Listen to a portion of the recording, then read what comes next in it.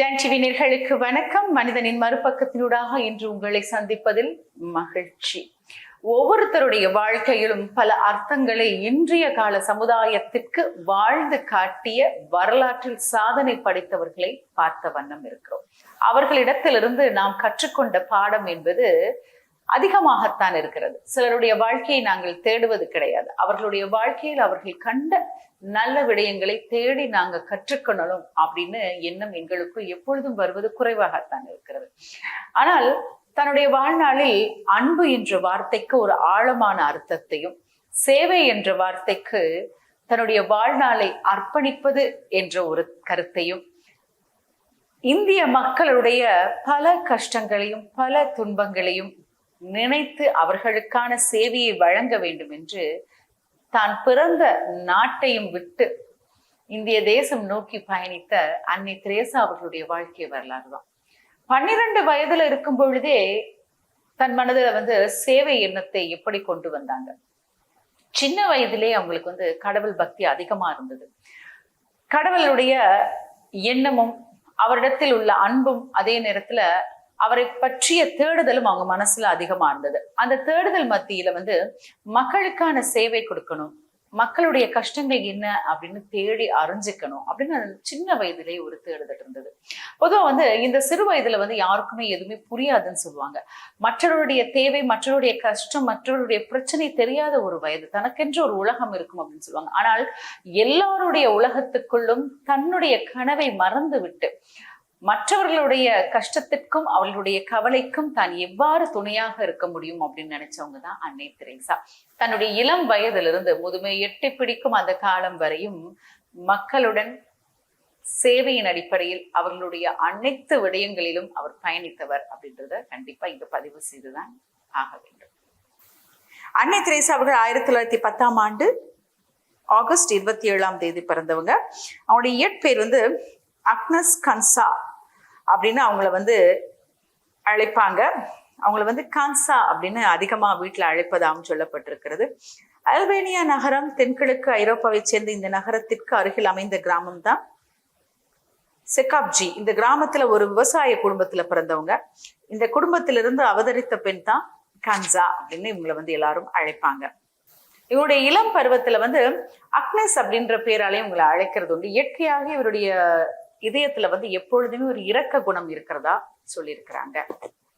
Teresa அவர்களுடைய 12வது வயதுல இந்தியாவுக்கு சென்று இந்திய மக்களுக்கு சேவை செய்யணும் அப்படின்னு எண்ணம் தோன்றி இருக்கிறது. பள்ளி பருவத்தில் சோடாவிலிஸ்ட் என்ற அமைப்பில் அங்கத்தினராக தன்னை இணைத்து கொண்டு பயணிக்கணும் அப்படின்ற எண்ணம் அவங்க மனசுல உதிச்சிருக்கு.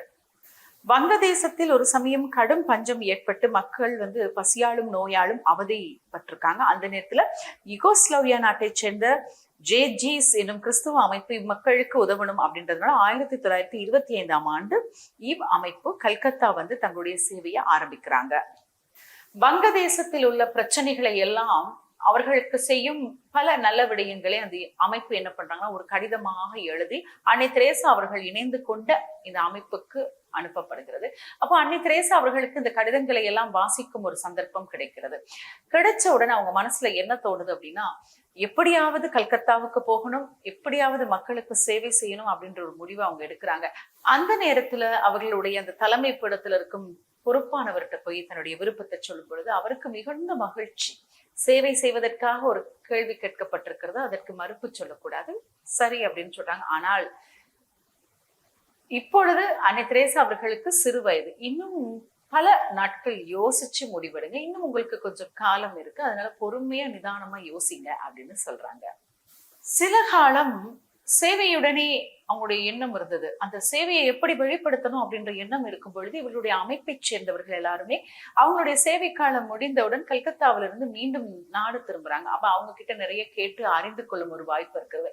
இன்னும் அவருடைய மனதிலே ரொம்ப அதிகமான ஒரு எண்ணம், கல்கத்தாவுக்கு போக வேண்டும், அந்த மக்களுக்குரிய பிரச்சனைகளை தீர்க்கணும், தன்னால என்ன முடியுமோ பண்ணணும் அப்படின்ற அந்த எண்ணம் நாளுக்கு நாள் அதிகரிக்கிறது.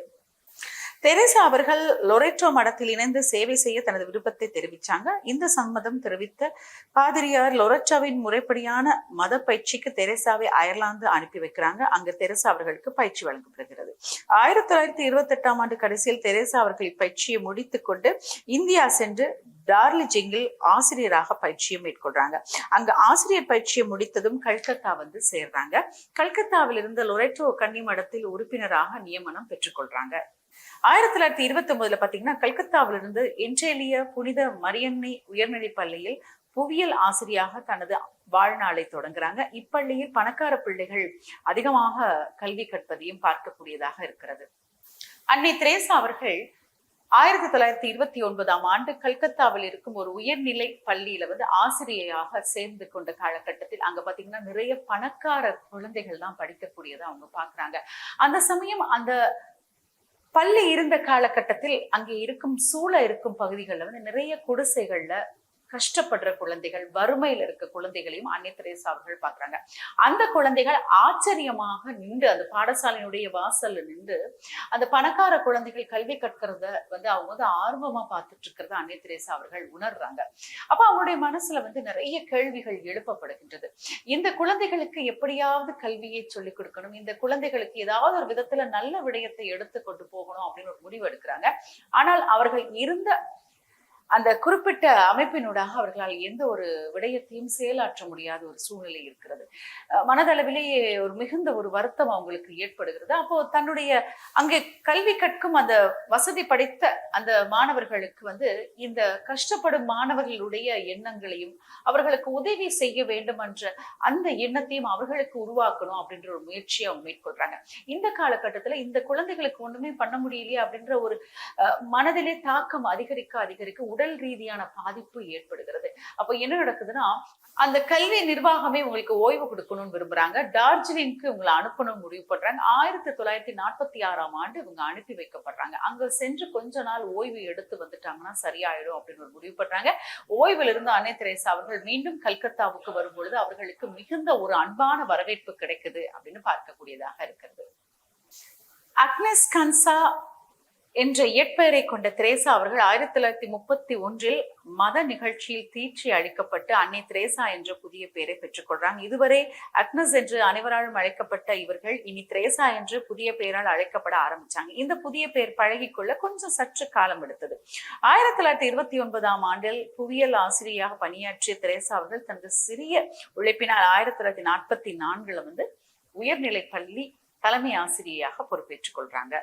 ஆகஸ்ட் 1948 அன்னை தெரேசா அவருடைய வாழ்க்கையில் மிக முக்கிய ஒரு நாளாக பதிவு செய்யப்படுகிறது. அவர் விரும்பிய இயக்கத்தை தொடங்கிய நாள் அன்று லொரெட்டோ மடத்திற்குரிய உடைமைகளை கலைத்து ஒரு எளிமையான 3 நீல நிற பார்டர்களை கொண்ட வெள்ளை புடவையுடன் அவர்கள் காட்சியை அளித்த ஒரு நாள். ஒரு முழுக்கை வெள்ளை சட்டையும் அணிந்து கொண்டாங்க. காலில் ஒரு எளிமையான செருப்பையும். இதுவே அன்னையின் புதிய தோற்றமும் புதிய வாழ்க்கையும் ஆரம்பிக்கிறது.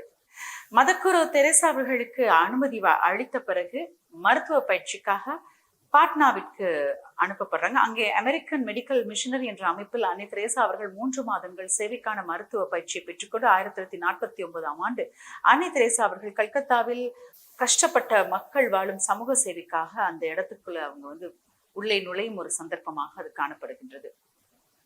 அந்த மக்களுடனே வாழணும் அப்படின்னு முடிவெடுக்கிறாங்க. அங்கே ஒரு சிறு குடிசையை வந்து வாடகைக்காகவும் பெற்றுக்கொள்றாங்க.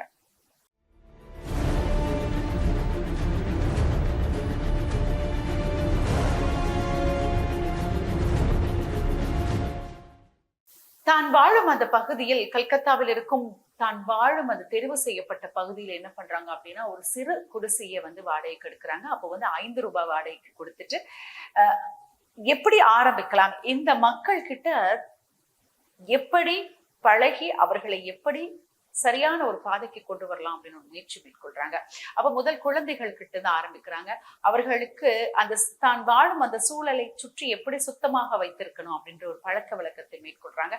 இதை பார்த்த மக்களும் அந்த தாங்கள் வாழும் சூழலை சுத்தமாக வைத்துக் கொள்ளணும் அப்படின்னு முயற்சிக்கிறாங்க. அந்த குழந்தைகளுக்கான கல்வி எவ்வளவு அவசியம் என்பதை அவங்க வந்து வலியுறுத்துறாங்க. இதை அறிந்து கொண்ட அந்த குழந்தைகளும் என்ன பண்றாங்க, கல்வி கற்கணும், அன்னை தெரேசா கிட்ட சென்று கல்வியை கற்கணும் அப்படின்ற ஒரு நடவடிக்கையில ஈடுபடுறாங்க. இந்த மக்களும் கொஞ்சம் கொஞ்சமாக அன்னை தெரேசா அவர்கள் கிட்ட நெருங்க ஆரம்பிக்கிறாங்க. அதுக்கு முன்னாடி வந்து அவங்களுக்கு ஒரு பதட்டம் இருந்தது. யாரு இவங்க வந்து இவங்க கிட்ட எப்படி பழகுறது அப்படின்ற ஒரு பதட்டம் இருந்தது. ஆனால் அன்னை தெரேசா அவர்களுடைய அன்புக்கு அவர்கள் அனைவரும் அப்படியே தங்களுடைய வாழ்க்கையில் நல்ல ஒரு எதிர்காலத்தை அவர்கள் ஏற்படுத்தி கொடுப்பாங்க அப்படின்ற எண்ணத்தில் அவர்களுடன் பயணிக்க ஆரம்பிக்கிறாங்க. அன்னை தெரேசா அவர்களுடைய பயணம் கொஞ்சம் கொஞ்சமா ஆரம்பிக்க, அந்த சேவை மனப்பாங்கு கொஞ்சம் கொஞ்சமா அதிகரிக்க, அவங்களுக்கு தான் இருக்கும் இந்த சின்ன குடிசை வீடை விட கொஞ்சம் அதிகமான, கொஞ்சம் விசாலமா ஒரு இடத்தை எடுக்கலாம் அப்படின்னு நினைக்கிறாங்க. அப்போ சகோதரி வேன் அவர்கள்கிட்ட ஒரு உதவி பெற்றுக்கொள்றாங்க. அவங்க என்ன பண்றாங்க, அவங்க வாழும் இடத்துல வந்து மேலே இருக்கும் மொட்டை மாடியில வந்து கொஞ்சம் வசதியான அறைகள் இருக்கிறதுனால அங்க எடுத்துக்கொள்ளலாம் அப்படின்னு சொல்றாங்க. அப்போ அவர்கள் அதன் மூலமாக இன்னும் தன்னுடைய சேவையினுடைய பயணத்தையும் மக்களை உள்வாங்கி அவர்களுக்கான பல நல்ல விடயங்களை செய்யணும் அப்படின்னு எதிர்கொள்றாங்க. பல நல்ல விடயங்களை. ஒரு நாள் அன்னையை தேடி சில பெண்கள் வராங்க. அவர்களை தங்கள் அன்னையிடம் என்சேலி பள்ளியில் படித்த மாணவிகளிடமும் அன்னையின் சமூக சேவை இயக்கத்தில் இணைந்து கொள்ளணும் அப்படின்னு அவங்க ஆசைப்படுறாங்க. அவர்களில் ஒரு பெண் சுபாஷினி அப்படின்னு அவங்களுக்கு பேரு. அந்த பெண் வந்து தீட்சை பெற்று கொண்ட பிறகு சகோதரி அக்னேஸ் அப்படின்னு பேர் அவங்களுக்கு மாற்றி அமைக்கப்படுகிறது. 1950ஆம் ஆண்டு அன்னை தெரேசா தனது இயக்கத்திற்கான சட்டத்திட்டங்களை உருவாக்கி தனது இயக்கத்திற்கான மிஷனரி ஆஃப் சேரிட்டி என்ற பெயரை சூட்டுறாங்க. இந்த இயக்கத்தில் கல்கத்தாவிலிருந்து பல பெண்கள் ஆர்வத்துடன் கலந்து கொள்றாங்க. அன்னையினுடைய சேவை கொஞ்சம் கொஞ்சமாக பரவலாக நிறைய இடங்களுக்கு போய் சேருகிறது. அப்போ இந்த அன்னையினுடைய இந்த அமைப்பில் பல பெண்கள் உள்வாங்கப்படுகிறாங்க. இந்த அமைப்பினுடைய குறிக்கோள் என்னவா இருந்தது தெரியுமா?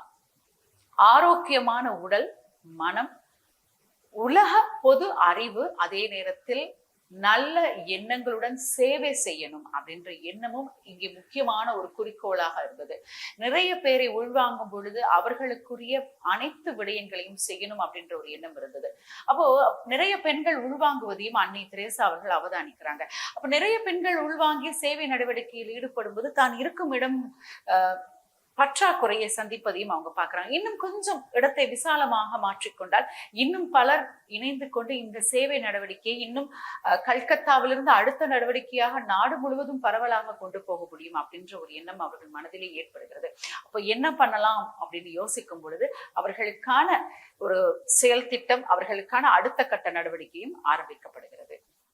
கையில் இருந்த சிறிய தொகை பணத்தை கொடுத்து அன்னை தெரேசா அவர்கள் ஒரு இடத்தை விலைக்கு வாங்குறாங்க. 54A லோயர் சர்க்குலர் வீதியில் உள்ள இந்த இடம் தற்போதும் சேரிட்டியினுடைய மையமாக இன்றளவும் இயங்கிக் கொண்டு வருகிறது என்பது குறிப்பிடத்தக்க விடயம். 1963 கல்கத்தாவில் ஒரு கிளை துவக்கப்பட்டது. அதுக்கு பிறகு பாத்தீங்கன்னா இந்தியா மட்டுமின்றி Ilangai, Australia, Tanzania, Italy, Venezuela, Ireland, England போன்ற நாடுகளிலும் அன்னை அவர்களுடைய சேவை மையங்கள் தோற்றுவிக்கப்பட்டன. அன்னை தெரேசானுடைய சமூக பணி உலக புகழ் பெற துவங்கியது அப்படின்னு சொல்லப்பட்டிருக்கு. பங்களாதேஷ் போரில வந்து அகதிகளாயான பல்லாயிரக்கணக்கான மக்களுக்கு அன்னை ஆற்றிய சேவை இன்றளவும் அனைவராலும் ஞாபகப்படுத்தப்பட்டு கொண்டிருக்கிறது.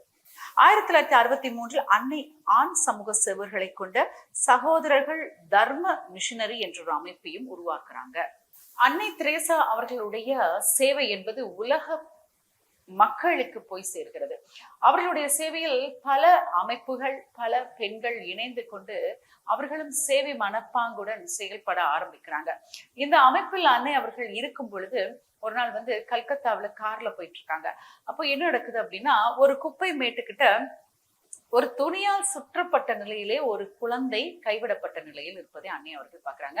கார்ல இருந்து இறங்கி அந்த குழந்தையை எடுத்துட்டு வந்து அதை சுத்தப்படுத்தி அந்த குழந்தையை தன்னுடைய கைகள்ல வச்சு மிகுந்த ஒரு மனவேதனை அவர்களுக்கு ஏற்படுது. இப்படி வந்து குழந்தையை வந்து அந்த குப்பை இருக்கும் இடத்தில் இறந்ததையும் பார்த்து அவங்க மனசுல வேதனை அதிகமாக, இந்த கைவிடப்பட்ட குழந்தைகள் பராமரிக்க முடியாமல் இப்படி விட்டு செல்லும் குழந்தைகளை என்ன செய்யலாம், இவர்களுக்கான ஒரு இல்லத்தை அமைத்தால் என்ன அப்படின்ற ஒரு முடிவு அன்னை தெரேசா அவர்களுக்கு தோன்றுகிறது. கல்கத்தா விமான நிலையத்திற்கு அருகாமையிலே ஒரு இடத்தை வாடகைக்கு எடுத்து அன்னை தெரேசா அவர்கள் அந்த இல்லத்திற்கு நிர்மலா கெனடி அப்படின்ற ஒரு இல்லம் அப்படின்னு ஒரு பெயரையும் வைத்து இங்கே கைவிடப்பட்ட குழந்தைகள், ஆதரவற்ற குழந்தைகளை பராமரிக்கணும்னு ஒரு முடிவு எடுக்கிறாங்க.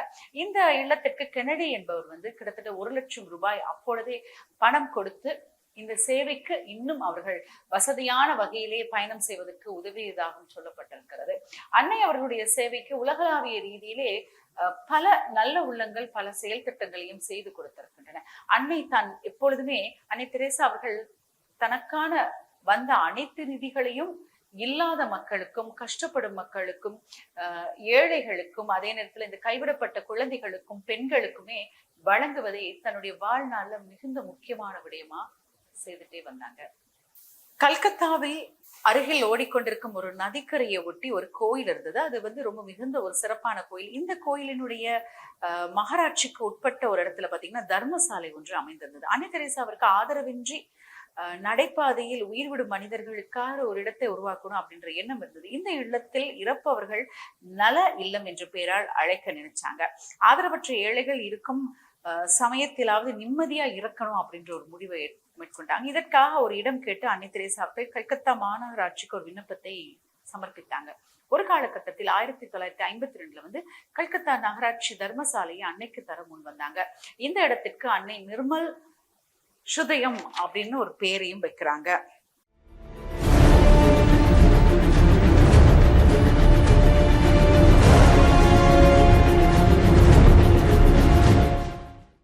அன்னை தெரேசா அவர்கள் கைவிடப்பட்ட நிலையில் இருக்கும் வயது முதிர்ந்தவர்கள், அவர்கள் இறந்து கிடக்கும் ஒரு நிலையிலே அவர்களுக்கு இந்த நிர்மலா ஸ்ருதயத்தில் அவர்கள் கடைசி நாட்களை கழிக்க வேண்டும் அப்படின்ற எண்ணத்துல தர்மசாலா அவர்களுக்கு வழங்கப்படுகிறது. கல்கத்தா மாநகராட்சியில் அவர்களுக்கு வழங்கப்படுது. ஆனால் இந்த சந்தர்ப்பம் என்ன நடக்குது அப்படின்னா, இதை பலர் எதிர்க்கிறாங்க. பலர் அன்னைக்கு எதிராக போர்க்கொடி தூக்க ஆரம்பிக்கிறாங்க.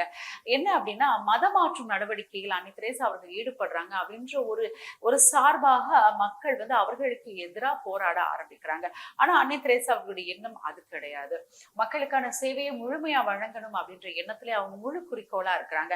அந்த சமயத்தில் அந்த கோயிலில் கைவிடப்பட்ட நிலையில் இருந்த ஒரு பூசகருக்கு காச நோய் ஏற்படுகிறது. அப்போ அவரை நிர்மலா ஸ்ருதயத்துல அன்னை தெரேசா அவர்கள் ஏற்றுக்கொண்டு அவரை பராமரித்து அவர் இறுதி பயணம், அவர் இறக்கும் வரை அங்கே இருப்பதற்கு அவருக்கு சேவைகளை வழங்கி அவரை இறந்த தருவாயிலும் நிம்மதியான ஒரு இறப்பை கொடுப்பதற்கு அன்னை தெரேசா அவர்கள் முடிவு பண்றாங்க. இதை பார்த்த பிறகு கூட நிறைய பேருக்கு அதிகமான இன்னும் ஆத்திரம் ஏற்படுகிறது. இன்னும் பல பிரச்சனைகளை ஏற்படுத்தி அன்னை தெரேசா அவர்களை அந்த இடத்திலிருந்து முழுமையாக அனுப்பிவிட வேண்டும் என்ற எண்ணத்தில் பலர் செயல்படுறாங்க. அப்பகுதி மக்கள் எல்லாம் ஒன்றிணைந்து அப்பொழுது இருக்கும் ஒரு அரசியல் தலைவரிடத்திலே போய் சென்று அன்னை தெரேசா அவர்களை இந்த இடத்திலிருந்து அனுப்பிவிட வேண்டும் என்ற ஒரு கோரிக்கையை முன்வைக்கிறாங்க. அந்த அரசியல் தலைவர் அன்னை தெரேசா இருக்கும் இடத்துக்கு போறாங்க. அப்போ அங்க பாத்தீங்கன்னா புற்று நோயாளிகள் நிறைய அங்கே அவர்கள் எல்லாம் இருப்பதையும் பார்க்கக்கூடியதா இருக்கு. அவர்களுடைய உடலில் இருந்து பல துர்நாற்றங்கள் வீசுவதையும் பார்க்கக்கூடியதாக இருக்கிறது. ஆனால் அன்னை தெரேசா அவர்களுடைய உடலை எல்லாம் சுத்தப்படுத்தி அவர்களுக்கான சேவையே பக்கத்திலிருந்து அருகிலிருந்து செய்வதை அந்த அரசியல் தலைவர் பார்த்து மனதிலே அவருக்கு ஒரு வேதனை ஏற்படுகிறது. எவ்வளவு ஒரு சேவை செய்யும் ஒரு சிறந்த ஒரு அன்னையை இந்த இடத்துல இருந்து எல்லாரும் அனுப்பணும்னு முயற்சிக்கிறாங்க அப்படின்ற ஒரு எண்ணத்துல அவர் அந்த இடத்துல இருந்து வெளியே வராரு. அந்த கட்சி தலைவர் அன்னை தெரேசாவுடைய செயல்பாடுகள் எல்லாம் பார்த்து விட்டு வந்த பிறகு ஒரு கூட்டத்தினர் அவரை எப்படியாவது வலியுறுத்தி வெளியே ஏற்ற வேண்டும் என்ற எண்ணத்தில் இருக்கும்போது அவர் சொல்லிய கருத்து என்ன தெரியுமா? சரி, நீங்கள் சொல்லுவது போல் அன்னை தெரேசா அவர்கள் இந்த இடத்துல இருந்து நான் அனுப்பிடுறேன். ஆனா அதுக்கு முன்னாடி உங்க வீட்டுல இருக்கிற பெண்களை எல்லாம் கூட்டி கொண்டு இந்த இடத்துல உள்ள மனிதர்களுக்கெல்லாம் சேவை செய்வதற்கு நீங்கள் எல்லாம் தயாராயிட்டீங்களா அப்படின்னு கேட்கும் பொழுது அந்த கூட்டத்தில் இருந்தவர்களுக்கெல்லாம் ஆச்சரியம். அவர்கள் எல்லாம் அப்படியே கலைந்து போய்விட்டதாகவும் சொல்லப்பட்டிருக்கு.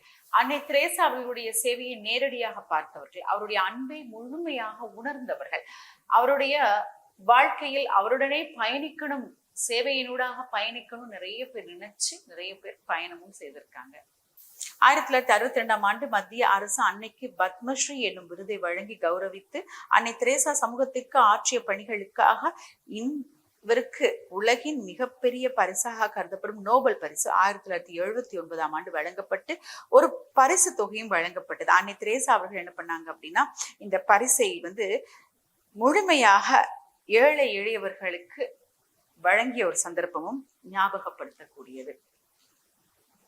1980 இந்திய அரசு அன்னை தெரேசாவின் உருவம் பதித்த தபால் தலை ஒன்று வெளியிட்டு அன்னையின் சமூக பணிகளை கௌரவித்து உயிருடன் இருக்கும் யாருக்கும் மத்திய அரசு தபால் தலை வெளியிட்டது கிடையாது. ஆனால் அன்னை தெரேசா அவர்களுக்கு வெளியிட்ட பெருமைக்குரிய ஒரு விடயம் என்பது இங்கே ஞாபகப்படுத்திக் கொள்ளலாம். 1980 இந்திய அரசின் மிக உயரிய விருதாக கருதப்படும் பாரத ரத்னா விருதையும் அன்னை தெரேசா அவர்களுக்கு வழங்கி சிறப்பிச்சிருக்காங்க அப்படின்றதையும் இங்கே ஞாபகப்படுத்திக் கொள்ளலாம். தன்னுடைய வாழ்நாளில் சேவைக்காக பயணித்த அன்னை தெரேசா அவர்கள் ஒரு சந்தர்ப்பத்தில் தன்னுடைய கஷ்டப்படும் மக்களுக்காக நிதி திரட்டுவதற்காக ஒரு இடத்திலே சென்று நிதி திரட்டுவதற்காக கைகளை நீட்டியிருக்காங்க. அப்போ அந்த குறிப்பிட்ட நபர் எச்சிலை உமிழ்த்திருக்கிறாங்க அவருடைய கைகள்ல. அவன் அன்னை தெரேசா அவர்கள் என்ன சொன்னாங்க அப்படின்னா, பக்கத்தில் இருப்பவர்கள் எல்லாரும் அதிர்ச்சி அடைஞ்சிட்டாங்க. ஆனா அன்னை தெரேசா அவர்கள் என்ன சொன்னாங்க தெரியுமா? நீங்கள் உமிழ்த்திய எச்சிலை நான் வைத்துக் கொள்கிறேன், ஆனால் என்னிடம் இருக்கும் பல கஷ்டப்பட்ட மக்களுக்கு ஏதாவது கொடுங்கள் அப்படின்னு சொன்னாங்களாம். அது தான் செய்தது தவறு என்பதை அந்த குறிப்பிட்ட நபர் உணர்ந்து அன்னை தெரேசா அவர்களுக்கு நிறைய உதவிகளையும் செய்து அவரிடத்தில் இருந்த மக்களுக்கும் நிறைய உதவிகளை அவர் செய்ததாகவும் சொல்லப்பட்டிருக்கிறது. தன்னுடைய வாழ்நாளில் மக்களுக்கான சேவையை வழங்கி கொண்டு அவர்களுடைய கஷ்டங்கள், முதியவர்களுடைய கஷ்டம், குழந்தைகளுடைய கஷ்டம், பெண்களுடைய கஷ்டம், ஏழை எளியவர்களுடைய கஷ்டங்களை எல்லாம் தனக்குள் ஏற்றுக்கொண்டு அவர்களுக்கான சேவையை காலம் காலமாக வழங்கி கொண்டு வந்த அன்னை தெரேசா அவர்கள் 1997 முதுமையின் காரணமாக அவருடைய 87வது வயதில் இறைவனடி சேர்ந்தார்கள்.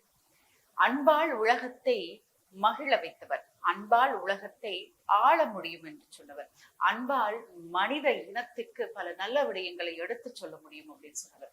மனித குலத்துக்கு அன்பால் தான் எல்லா விடயங்களையும் பண்ண முடியும். அதிகாரத்தாலும் அல்லது பல பிரச்சனைகளை கொடுத்து மனித குலத்தை வழிநடத்த முடியாது. ஆனால் அன்பு என்று அந்த வார்த்தைக்கு உள்ள அந்த அர்த்தம் மாத்திரமல்ல, அதற்கு இருக்கும் அழுத்தம், அதற்கு இருக்கும் அதிகமான சக்தி என்பது இந்த உலகத்தை நேர் வழியிலும் நல்ல பாதையிலும் அழைத்து செல்ல முடியும் அப்படின்ற விடயத்தை உலகுக்கு கொடுத்த அன்னை தெரேசா அவர்களுக்கு நிறைய விருதுகள் கிடைத்தது. உலகளாவிய ரீதியிலே பல விருதுகள்.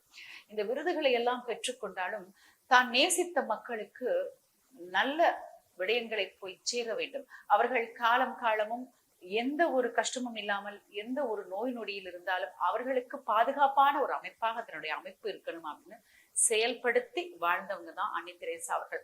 அவர்களுடைய வழியில் இன்றளவும் அந்த அமைப்பு பல நல்ல விடயங்களை இன்றளவும் எடுத்து செல்கிறது. அன்னை தெரேசா அவர்களுடைய வாழ்க்கை பயணத்துடன் பயணித்தோம் என்ற ஒரு திருப்தியில் மீண்டும் மற்றும் ஒரு நிகழ்ச்சியில் அனைவரையும் சந்திக்கும் வரை விடைபெற்றுக் கொள்வான் கவிதா ராம்குமார். நன்றி.